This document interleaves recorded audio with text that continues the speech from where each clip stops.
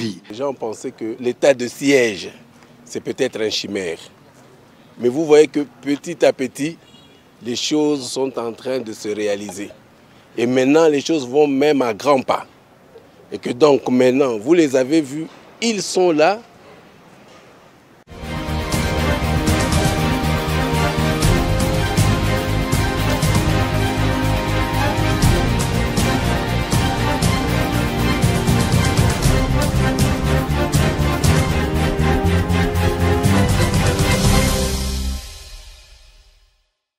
Désormais, l'administration militaire en province de l'Ituri affiche complète les administrateurs des 5 territoires et leurs assistants qui composent cette province. Le bourgmestre, le maire de la ville de Bunia et son adjoint ont été présentés officiellement ce lundi 21 juin 2021 au gouvernorat des provinces. Pour le numéro 1 de la province de l'Ituri, le lieutenant-général Luboyanka Shomadjoni, la présence de ces autorités militaires marque l'effectivité de l'état de siège institué par le commandant suprême des forces armées, Félix Antoine Tshisekedi Tshilombo, pour pacifier l'Ituri. Les gens pensaient que l'état de siège, c'est peut-être un chimère. Mais vous voyez que petit à petit, les choses sont en train de se réaliser. Et maintenant, les choses vont même à grands pas. Et que donc maintenant, vous les avez vus, ils sont là. Le maire de Bunia, les administrateurs du territoire et les bourgmestres. Et ils vont partir dès demain. Chacun va aller à son poste pour commencer le travail. Et cela, s'ils doivent partir le plus tôt possible, c'est pour matérialiser, comme je vous avais dit, la deuxième phase qui va commencer. Parlant au nom de ses compagnons d'armes, le commissaire supérieur Chabwin John, maire de la ville de Bunia, appelle la population de l'Ituri à la collaboration afin de réussir cette lourde mission de sécurisation et de protection des civils. Nous sommes venus instaurer l'autorité de l'État, sécuriser la population ainsi que ses biens, maintenir l'ordre public et la tranquillité publique. La population doit compter sur nous. Nous sommes venus pour la population, nous ne sommes pas venus pour nous-mêmes. Le chef de l'État nous a désignés pour sécuriser sa population. Et si cette population n'est pas sécurisée, ça ne sert à rien que nous soyons là. Signalons que ces autorités militaires et policières de la province de l'Ituri ont été nommées par ordonnance présidentielle le 25 mai 2021. Ces autorités territoriales, municipales et communales entrent en fonction de ce mardi 22 juin 2021. Nous avons détruit une embuscade qui était tendue par le groupe armé Codeco et qui s'est soldé à un échec cuisant, qui était qu'une velléité où ils voulaient à tout prix tuer la population et s'attaquer aux éléments de forces armées. Heureusement, le bouclier de forces armées était présent, où nous avons détruit cette embuscade. Après cela, il y a eu échange de tirs où les forces armées ont infligé de lourdes pertes dans le cas ennemi, où nous avons aujourd'hui 21 assaillants, 21 miliciens de groupe armé Codeco neutralisés et les armes, au total 5 armes de type AK-47 récupérées, plusieurs blessés internés dans l'hôpital de Fataki. Et voilà, ce matin, ceux qui avaient fui aux alentours, s'est cachés dans leurs habitations, ils se sont organisés pour venir récupérer leurs corps ce matin. Le force Info 243, la référence de l'actualité. Merci beaucoup. Ce que vous devez savoir sur les opérations qui sont entrées, sur les opérations que nous menons dans le territoire d'Irumu, du côté Sud, Boga, Tchabi et ses environs, mais aussi les opérations nous menons dans le territoire de Djougou, Fataki et ses environs. Hier, commençons d'abord par Fataki, où les forces armées, alertées par sa population, nous avons détruit une embuscade qui était tendue par le groupe armé Codeco et qui s'est soldée à un échec cuisant, qui était qu'une velléité où ils voulaient à tout prix tuer la population et s'attaquer aux éléments de forces armées. Heureusement, le bouclier de forces armées était présent où nous avons détruit cette embuscade. Après cela, il y a eu échange de tirs où les forces armées ont infligé de lourdes pertes dans le cas ennemi, où nous avons aujourd'hui 21 assaillants, 21 miliciens de groupe armé Codeco neutralisés et les armes, au total 5 armes de type AK-47 récupérées, plusieurs blessés internés dans l'hôpital de Fataki. Et voilà, ce matin, ceux qui avaient fui aux alentours, se cachaient dans leurs habitations, ils se sont organisés pour venir récupérer leurs corps ce matin. Les forces armées étant là, les combats sont en cours et nous avons la suprématie sur l'ennemi. Le détail, nous allons vous le communiquer au moment opportun. Et dans la foulée, le Fataki ou ces miliciens, dans l'heure de bandade, après avoir eu de pertes énormes dans leur camp, ils ont commencé à tirer partout. Et ils ont pris la direction de Katoto vers Baranganza. De là, ils ont commencé à tirer. Un officier a été atteint par balle et sa femme, mais également 2 vaillants militaires ont été touchés par balle lors de leur fuite dans l'heure de bandade. À qui nous rendons les hommages les plus vibrants, à tous les éléments, à ces vaillants officiers qui est tombé sur le champ d'honneur. Mais aussi à Boga, suite à la pression militaire, l'intensification des opérations, de la pression militaire exercée sur ces hors-la-loi, sur les ADF et leurs alliés, les forces armées, hier, nous avons enregistré 5 redditions. Donc 5 CG Banaboucha avec 5 armes de type AK-47 se sont rendus au FARDC. C'est à la suite des opérations, d'intensification des opérations. Et devant cette situation, il y a une seule alternative, c'est se rendre aux forces armées de la République démocratique du Congo. C'est ce qui a été fait hier. Ce matin, ils sont déjà au niveau de l'état-major secteur opérationnel. Donc, c'est comme ça nous disons, rien ne pourra nous empêcher. Nous sommes rangés à l'ordre de bataille utile pour traquer tous ces hors-la-loi. Peu importe leur velléité, nous sommes à notre poste du devoir pour défendre la population et leurs biens et surtout le mettre hors d'état de nuire. Au nom du commandant des opérations militaires à Ituri, le lieutenant-général Luboya Kashamadjouni, qui appelle sa population à faire un bloc derrière les forces armées pour neutraliser définitivement ces hors-la-loi. Et il appelle par ailleurs sa population de se désolidariser avec le hors-la-loi, les Codeco, de se désolidariser avec les ADF et tous leurs alliés, parce que là, nous sommes plus nombreux que eux et nous allons gagner parce qu'il s'agit de la notion de la République. Et nous appelons encore une fois à soutenir les actions des forces armées, d'être derrière les forces armées de la République démocratique du Congo pour une victoire finale. Plus tard hier, nous avons arrêté les gens dans le territoire d'Aru, acheminés à Bunia, où la police a présenté à l'autorité militaire, le général Luboya Kashamadjouni, les hauts faits de son équipe qui a présenté au moins 8 présumés auteurs des assassinats qui sont passés aux aveux. Vous avez vu les images à l'appui et les armes et des sujets ougandais ont été arrêtés. Sur le plan opérationnel, nous continuons avec les opérations de neutralisation là où les ennemis sont repérés. Nous le faisons aujourd'hui. Le lendemain, on continue toujours à le faire. Mais pour nous, c'est quoi? Il y a d'abord, sur le plan sécuritaire, il y a la réouverture des marchés, la réouverture des écoles qui jadis étaient occupées par les miliciens FPK. Info 243, la référence de l'actualité.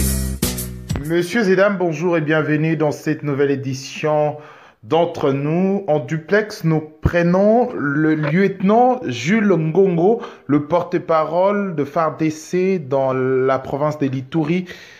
Bonjour, lieutenant Jules Ngongo. Bonjour, cher ami. Oui, lieutenant Jules Ngongo, certains Congolais, via les réseaux sociaux, parlent de l'inefficacité de l'état de siège dans la province de l'Ituri. Comment, depuis ces prolongements, comment d'abord les événements ou des actions sur terrain se mènent? Merci beaucoup, cher ami. Chacun de nous a son opinion, a aussi son angle de vue de voir les choses, comment ça évolue. Mais les opérations ou l'art militaire, ce n'est pas donné à tout le monde de faire une évaluation sur le plan opérationnel, sur le plan sécuritaire, sur le plan humanitaire, sur le plan socio-économique, qui est aussi les aspects d'une guerre. Pour nous, pour le gouvernement de la province de l'Ituri, pour le commandant des opérations militaires, le lieutenant général Luboya Kashamadjoni, une fois le 11 juin, hier, l'homme a totalisé un mois dans la province de l'Ituri depuis qu'il était nommé gouverneur de province. Les axes ont été prioritaires pour lui et les axes concurrents ont été exécutés comme prévu. Il était question pour nous de désengorger ou de faire vivre la province, de faire vivre la population du chef-lieu de la province de l'Ituri, qui est la ville de Bunia et ses environs. Toute la menace qui pesait sur la ville de Bunia avant l'état de siège, c'était une priorité pour nous, parce que c'est de là où nous sommes, nous devons commencer. Nous avons étouffé un œuf et écarté la menace loin. Nous avons mis Bunia hors du danger. Il était question pour nous d'ouvrir, de donner l'accès, que tous les accès soient faciles, l'accès de la ville de Bunia soit facile, commençant dans le territoire du Roumu, sur la RN4, partant de Bunia, Marabo, Nyakunde, jusqu'au Nord Kivu. Cette route d'intérêt capital est désormais sous contrôle des forces armées et la circulation est revenue normale. De même manière, du côté nord, dans le territoire de Djougou, il fallait à tout prix ouvrir cette route et sécuriser la ville de Bunia. Et la ville de Bunia qui était menacée par les bandits armés, où nous totalisons aujourd'hui plus de 20 bandits armés, des criminels de grands chemins, de groupes armés, Codeco, FPIC, et même des bandits de grands chemins ont été appréhendés par la police, et plusieurs armes de type AK-47 et munitions. Pas plus tard, hier, nous avons arrêté les gens dans le territoire d'Aru, acheminés à Bunia, où la police a présenté à l'autorité militaire, le général Luboya Kashamadjoni, les hauts faits de son équipe, qui a présenté au moins 8 présumés auteurs des assassinats qui sont passés aux aveux. Vous avez vu les images à l'appui, et les armes et des sujets ougandais ont été arrêtés. Sur le plan opérationnel, nous continuons avec les opérations de neutralisation, là où les ennemis sont repérés. Nous le faisons aujourd'hui. Le lendemain, on continue toujours à le faire. Mais pour nous, c'est quoi? Il y a d'abord, sur le plan sécuritaire, il y a la réouverture des marchés, la réouverture des écoles qui jadis étaient occupées par les miliciens FPIC et des autres. Alors, tout ça, c'est un bilan élogé, même si beaucoup reste à faire. Et là, nous sommes conscients, c'est quoi? C'est faire taire les armes et le bruit des bottes dans certains coins de la province. en territoire de Mambasa, ça revient au même. Et pour nous, c'était d'abord protéger les grandes agglomérations, qui est le centre névralgique, économique, social et politique, pour bien arriver à chercher, arriver à avoir des résultats probants. Alors, il en reste encore combien de poches de résistance sur terrain? Mon ami, vous savez, ce qui est vrai, nous ne voulons pas dire les actions que nous allons mener. Néanmoins, tout le groupe armés, et là où il y a des poches de résistance, nous connaissons bien, nous sommes rangés à l'ordre de bataille utile sous l'impulsion du lieutenant-général Luboya Chamadjoni de donner que la paix aux Ituriens. Et moi, je pense, dans un challenge, dans ces défis qui est devant nous, plus nos actions vont parler. Parce qu'il ne passe pas un seul jour que nous démantelons des embuscades. Aujourd'hui, à Fatah, nous avons démantelé des embuscades des groupes armés où nous avons neutralisé au moins 13, je dis bien 13 assaillants et les armes de guerre, munitions récupérées par les forces armées, et notre population est l'abri et sous abri des forces armées de la République démocratique du Congo. Je vous ai dit, il reste beaucoup de choses à faire, mais nous y arriverons parce que rien ne peut dépasser, rien ne peut mettre à genoux la République, parce que nous avons des moyens, nous avons des capacités, et nous sommes efficaces sur le plan opérationnel, et nous sommes nombreux parce que ils sont pas nombreux plus que nous. Donc, j'ai dit, nous disons au nom des commandants des opérations que les internautes, tout ce monde qui parle, leur bouche, un de ces 4 matins, leur bouche sera liée. Alors, qu'est-ce qui justifie pour certains, le nombre de morts qui augmente du jour au lendemain malgré l'état des sièges dans la ville de l'Ituri? Non, écoutez, nous ne devons pas avoir des questions tendancieuses parce que l'état de siège est là pour traquer le groupe armé. Nous sommes dans les opérations, nous sommes au combat. Alors, l'ennemi dans cette guerre non conventionnelle, c'est bien la manière, c'est comment il fait, c'est-à-dire lorsqu'il ne veut plus combattre, il ne veut plus s'accrocher, il veut plus être face du rouleau compresseur de forces armées. Qu'est-ce que l'ennemi fait? C'est difficile, il fouille dans l'heure de bandade. C'est comme ça dans l'heure de bandade, partout où il passe, il tue. Et il a tué où? Dans un camp de déplacés. Vous voyez comment l'ennemi, donc on fait face, il n'a ni capacité ni moyen de s'attaquer aux forces armées. Et lorsqu'il s'attaque, ils osent s'attaquer aux forces armées, c'est l'hécatombe nous résistons dans leur camp. Donc ici, nous disons, le mort, c'est un message qu'on nous donne, que nous n'allons pas se fatiguer, rien ne va nous faire reculer, et nous ne pouvons pas faire reculer dans ce sens. Certains camps où nous voyons, il y a nos populations, nous protégeons les camps, pour répondre à toute éventualité à ces fils qui ont vendu leur âme à cause de l'argent, à cause des choses éphémères. Voilà un peu ce que nous pouvons dire en ce sens. Les morts, les morts ne découragera jamais les forces armées. Je vous ai dit, nous devons faire taire les armes. Une fois les armes ne seront plus en circulation, comme nous sommes en train de récupérer tout le jour, nous y arriverons à faire taire les armes. Voilà le fait final recherché pour les forces armées, c'est donner la paix au peuple iturien. Vous nous suivez en direct sur Info 243, mesdames et messieurs. Nous sommes en duplex avec le lieutenant Jules Ngongo. Il est le porte-parole de l'armée dans la province de l'Ituri. Lieutenant Jules Ngongo, cette campagne qui va mettre dans le sens de la démoralisation de ces hommes qui sont en train de se sacrifier sur terrain. Est-ce ces messages, pour vous, est un sens de manque de patriotisme pour certains Congolais également qui se livrent dans ces genres de campagnes? Jusqu'ici, ils n'ont pas compris la notion de la patrie. Jusqu'ici, ils n'ont pas compris la notion de la défense d'un État. Jusqu'ici, les uns et les autres pataugent dans des critiques infantines, dans des critiques infécondées.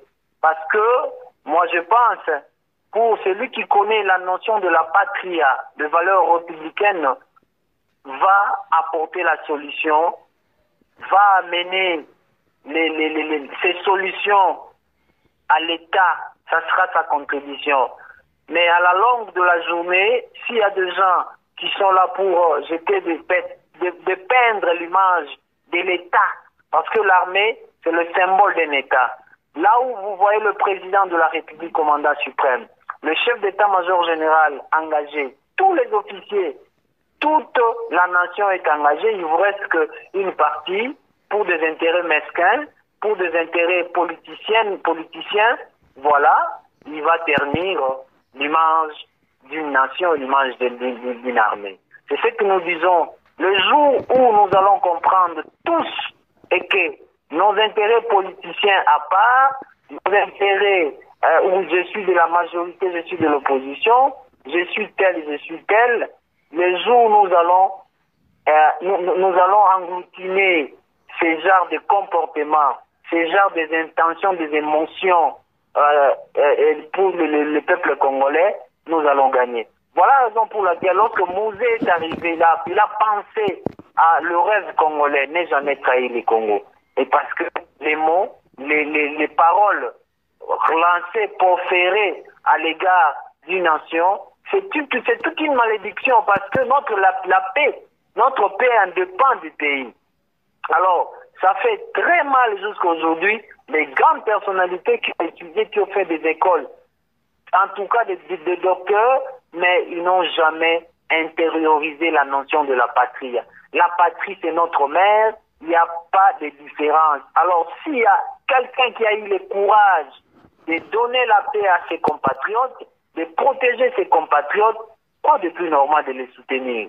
Donc, j'appelle encore une fois, c'est assez là, de bien exécuter le l'hymne national debout Congolais. Debout Congolais, il y a tellement de messages que nous devons incarner et le mettre en pratique.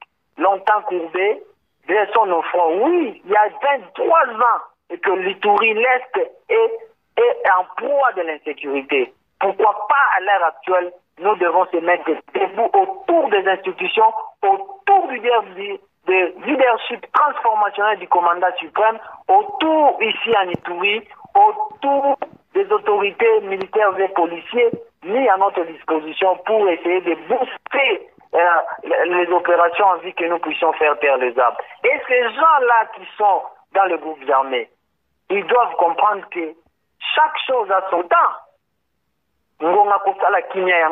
Pourquoi pas incarner cela afin que nous puissions tous vivre vraiment les Congos.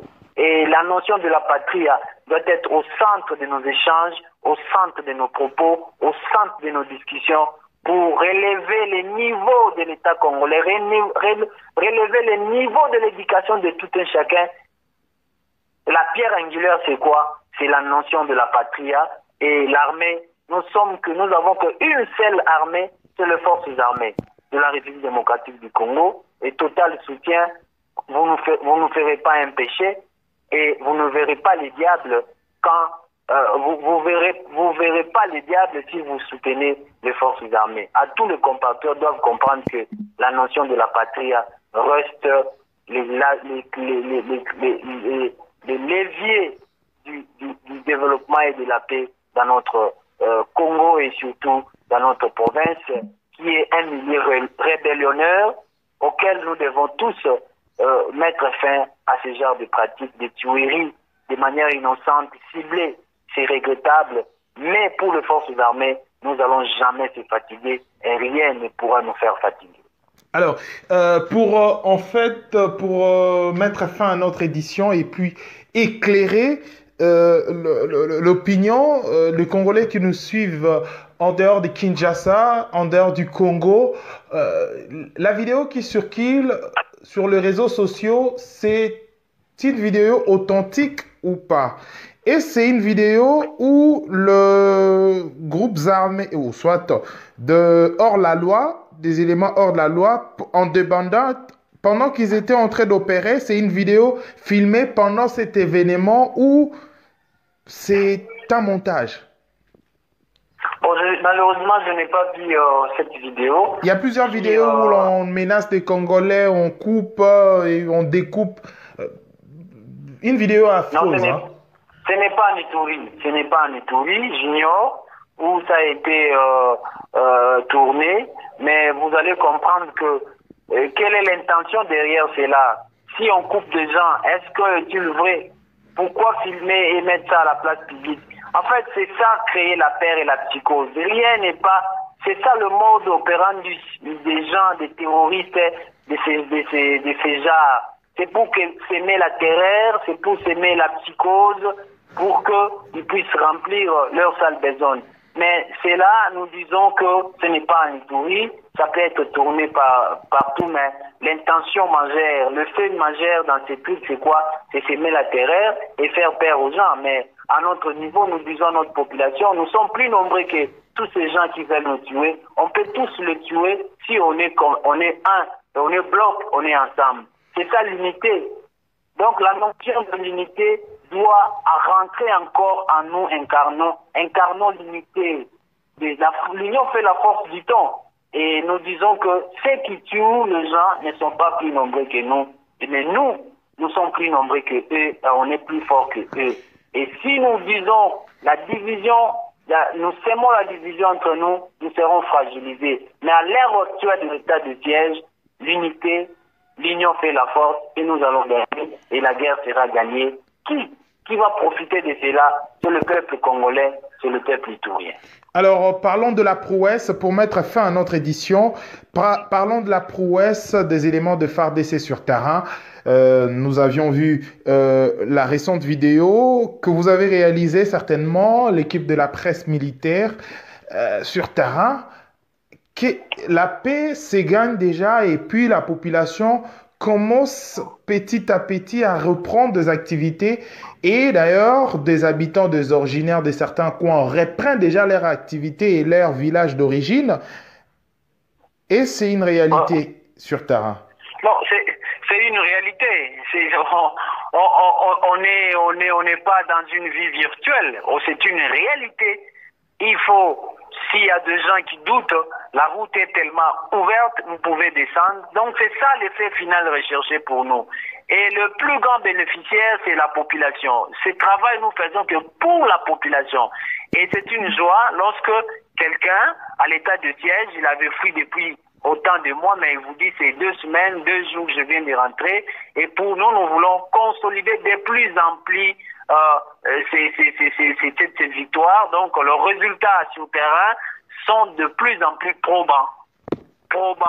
Partout où le rouleau compresseur est passé, derrière, c'est la population qui regagne, c'est la population, c'est l'école, c'est l'ouverture des marchés, c'est l'ouverture des écoles, c'est l'ouverture des activités socio-économiques. Et là, c'est une réalité. Nous sommes loin dans un film de fiction. Merci beaucoup, lieutenant Jules Ngongo, pour votre disponibilité. Merci et bon week-end à vous. Merci cher ami, merci beaucoup. Merci aux amis et fidèles de Info 243, merci pour votre disponibilité. C'était juste pour éclairer après beaucoup de rumeurs, beaucoup de vidéos, beaucoup de messages également. Je ne sais pas comment dire, antipatriotisme ou un message pour activer un peu la phobie. Je ne sais pas comment juger vraiment tout ça, mais tout simplement, c'était pour éclairer l'opinion. Mesdames et messieurs, ça n'est fini pour cette édition. Merci de l'avoir suivi. Au revoir.